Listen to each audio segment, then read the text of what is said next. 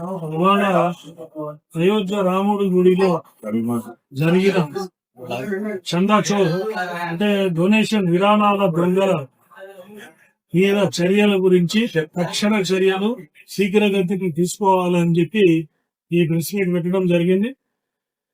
ముఖ్యంగా ఏంటంటే అయోధ్యకి విరాళాలు ఎన్ని వచ్చినాయి? 100 కోట్ల హిందువులు యావరేజ్ గా 300 ఇంటికి వేసుకున్నా కూడా 30,000 కోట్లు రావాలి, కానీ అక్కడ చూపెట్టడం లేదు.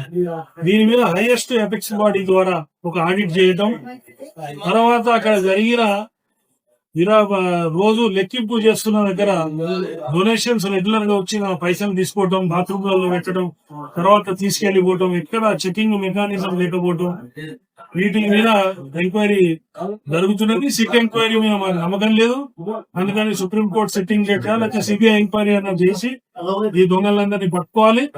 అక్కడ విల్లాస్ కట్టుకున్నారు, ఐఆర్సీ చేశారు, ఆ విల్లాస్ దగ్గరికి బుల్డెన్ పోలేదు.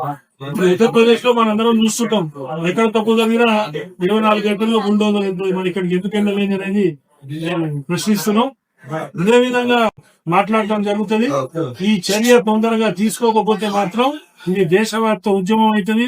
మీ అందరికీ తెలుసు, ఒక ఉల్లిగడ్డల గురించి గవర్నమెంట్ మడికి కోరుతూ మీరు కూడా మీ మాధ్యమాల ద్వారా దీన్ని అందరికీ తెలియజేయాలని కోరుతూ ముగిస్తున్నారు. దానికి రాముడి లక్షణాలు పాటించే వాళ్ళే ఆ స్లోగన్ చెప్పాలనేది నా ఉద్దేశం. దీన్ని పొలిటిసైజ్ చేయకూడదు. రాముడు అందరివాడు, అందరి హిందువుల్లో దేవుడు రాముడు. రాముడు మర్యాద పురుషోత్తముడు అంటే ఒక బ్యానర్ వేసుకొని ఆ బ్యానర్ మీద రాముడు ఫోటో, లేకపోతే శ్రీకృష్ణుడు తలకాయ తీసేసి అక్కడ ఒక ఫోటో పెట్టుకోవడం.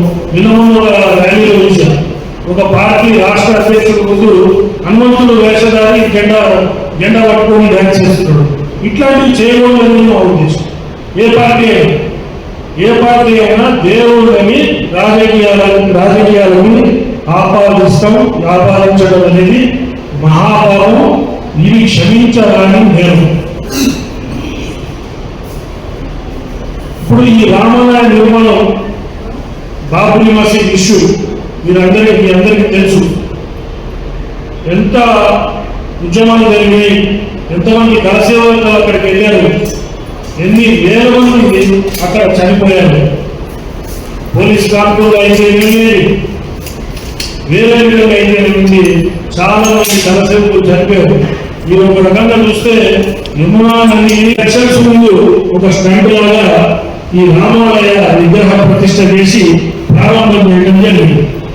ఇది జరిగిన తర్వాత ఇది ఒక గుడి నిర్మాణంలో మర్యాద పురుషోత్తముడైన రాముడి నిర్మాణంలో ఇది ఒక కళంకంగా భావించి చాలా మంది స్వామీజీలు, పీఠాధిపతులు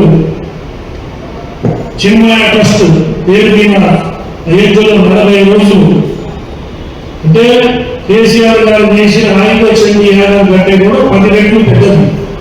అట్లాంటి యాగం అక్కడ